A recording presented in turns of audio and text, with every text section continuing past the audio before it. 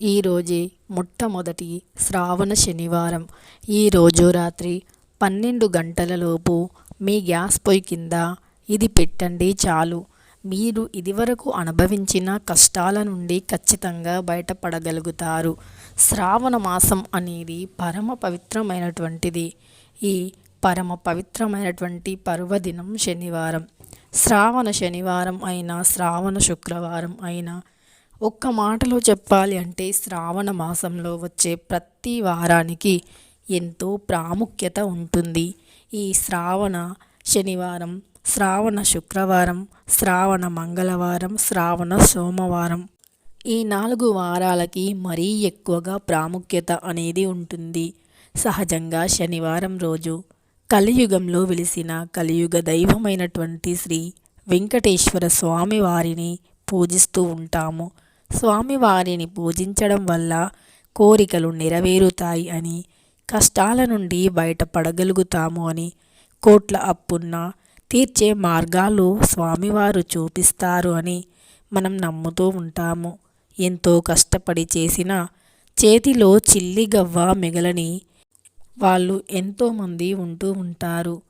పగలనక రాత్రనక ఎంతో కష్టపడుతూ ఉంటారు. కానీ వారి కష్టానికి తగిన ప్రతిఫలం అనేది రాక చాలామంది చింతిస్తూ బాధపడుతూ ఉంటారు. మరి అలాంటి వారికి లక్ష్మీదేవి అనుగ్రహం లేదు అని ఖచ్చితంగా నమ్ముతూ ఉంటారు. అయితే ఈ శ్రావణ మాసంలో అమ్మవారి అనుగ్రహం పొందడానికి ఎన్నో రకాల పూజలు, పరిహారాలు, వ్రతాలు అనేవి ఉంటూ ఉంటాయి. చాలామంది వారు ఎంతో కష్టపడి జీవితంలో ఎదుగుతూ ఉంటారు. కానీ వారు ఎదుగుదలని చూడలేక నరులు చాలా దృష్టిని పెడుతూ ఉంటారు. అలా దృష్టి దోషం తగిలినప్పుడు వారు కష్టపడి సంపాదించిన సొమ్ము కూడా మిగలదు. ఎంతో కష్టపడి నెల మొత్తం రాత్రనక పగలనక కష్టపడి జీతాన్ని తీసుకుని వస్తే ఆ జీతం మళ్ళీ నెల తిరిగేసరికి చేతిలో చిల్లి గవ్వ మిగలదు.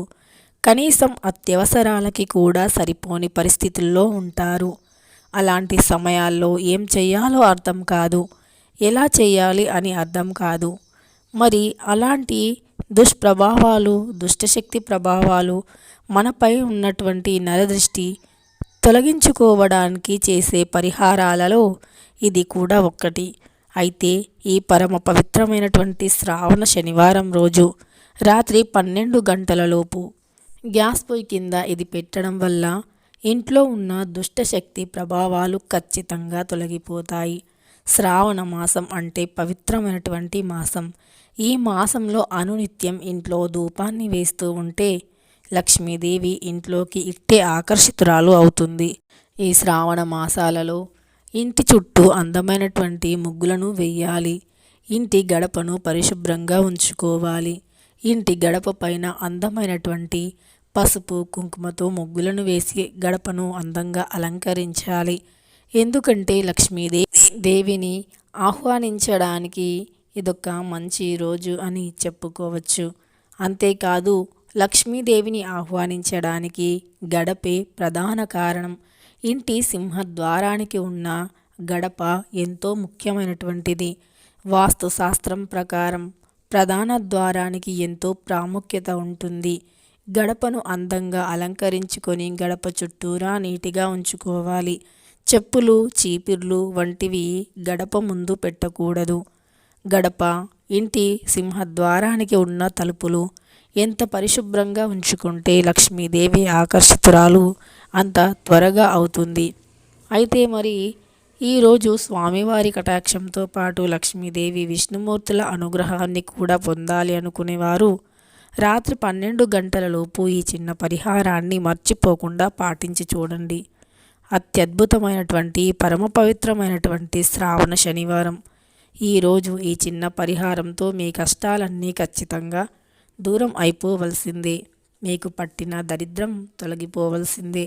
నెగిటివ్ ఎనర్జీ ఇంట్లో నుండి వెళ్ళిపోవలసిందే. జ్యేష్ఠాదేవి ఇంట్లో తిష్ట వేసుకొని కూర్చున్నా సరే పరారవ్వాల్సిందే. మరి ఆ పరిహారం ఏమిటో తెలుసుకోబోయే ముందు మన ఛానల్ని కొత్తగా చూస్తున్నవారు వెంటనే సబ్స్క్రైబ్ చేసుకొని పక్కనే ఉన్న బెల్ ఐకాన్ని నొక్కి ఆల్ ట్యాబ్ అని నొక్కండి.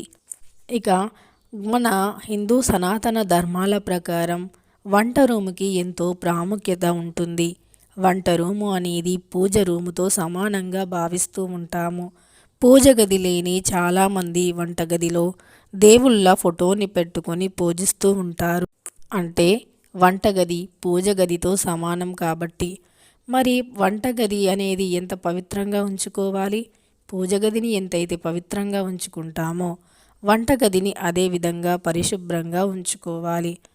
పవిత్రత అంటే పరిశుభ్రత, ముఖ్యమైనటువంటిది పరిశుభ్రత. లక్ష్మీదేవి ఇంట్లోకి రావాలి అన్నా, ఇంట్లోకి వచ్చి స్థిర నివాసం చెయ్యాలి అన్నా మీరు పరిశుభ్రంగా ఉంచుకోవాల్సింది వంటగది. ముఖ్యంగా వంటగదిలో ఉండే సింకు, వంటగదిలో ఉండే స్టవ్ చుట్టూరా ఉన్నటువంటి పాల మరకలు కావచ్చు, కూర మరకలు కావచ్చు, లేదంటే ఏదైనా కూరగాయలు కట్ చేసినటువంటి చెత్త చెదారాలు కావచ్చు, మీరు ఎప్పటికప్పుడు తీసి ఎప్పుడు వంటగదిని గ్యాస్ స్టవ్ చుట్టూరా నీటిగా ఉంచుకోవాలి. పూర్వం మన పెద్దవాళ్ళు వంటగదిని పూజగదితో సమానంగా భావించేవాళ్ళు. స్నానం చేయకుండా వంటగదిలోకి వచ్చేవారే కాదు. ఇక అంటు ముట్టు రోజుల్లోనైతే, అంటే నెలసరి సమయాల్లోనైతే వంటగదిలోకి అడుగు కూడా పెట్టేవారు కాదు. కానీ ఇప్పుడున్న చిన్న చిన్న కుటుంబాలు బిజీ లైఫ్ ప్రకారం తప్పనిసరి వంటగదిలోకి వెళ్ళవలసి వస్తుంది.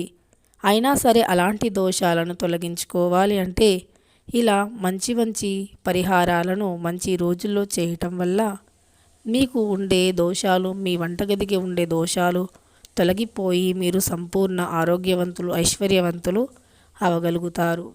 అలానే పితృదోషం తగలకుండా ఉండాలి అంటే వంటగదిలో ప్రతిరోజు కూడా ఇల్లుని, అంటే వంట రూమ్ని శుభ్రం చేసే సమయాల్లో, మనం భోజనం అనంతరం గిన్నెలను కడిగే సమయాల్లో కొంచెం అన్నాన్ని తీసి పక్కన ఉంచాలి. పూర్తిగా అన్నాన్ని పడవేయడం కానీ, పూర్తిగా అన్నాన్ని పడవేసి అంట్లను శుభ్రం చేయటం కానీ చేయకూడదు. కొంచెం అన్నాన్ని ఇంట్లో ఉంచడం వల్ల పితృదేవతలు ఆశీర్వదిస్తారు. పితృదేవతల యొక్క శాపం మనకు తగలకుండా ఉంటుంది. అయితే మరి ఈరోజు రాత్రి వంటగదిలో ఉన్నటువంటి గ్యాస్ పొయ్యి కింద ఏది పెట్టాలి అంటే ముందుగా దీనికోసం ఒక రాగి ప్లేటుని తీసుకోండి. రాగి ప్లేటు లేకపోతే మట్టి బౌల్ కూడా తీసుకోవచ్చు. ఆ మట్టి బౌల్ అయినా రాగి ప్లేట్ అయినా ఓకే, ఏదైనా పర్లేదు. అందులో ఒక గుప్పెడు దొడ్డుప్పుని వెయ్యండి. తరువాత అందులో ఎర్రని గులాబీ రేకులను వెయ్యండి. అదేవిధంగా ఒక 5 రూపాయల కాయను, చిటికెడు పచ్చకర్పూరం, అలానే ఒక 5 యాలకులను వేయండి. అలా వేశాక దానిని తీసుకొని వెళ్ళి మీ యొక్క గ్యాస్ స్టవ్ కింద ఉంచండి. అలా ఉంచడం వల్ల మీకు పట్టిన దరిద్రం అనేది తొలగిపోతుంది. అయితే పసుపు కుంకుమ వేయటం మాత్రం అస్సలు మర్చిపోవద్దు. పసుపు కుంకుమ మంగళకరమైనటువంటి వస్తువులు. ముఖ్యంగా పసుపు కుంకుమ ప్రతి పూజలో ముందుంటాయి కాబట్టి ఇవన్నీ వస్తువులు వేశాక పసుపు కుంకుమను కూడా వేయాలి. అలా వేశాక ఉదయాన్నే నిద్ర లేచాక మళ్ళీ ఆ బౌల్ని తీసి అందులో ఉన్న 5 రూపాయల కాయని సపరేట్ చేయండి, అంటే పక్కన ఉంచండి.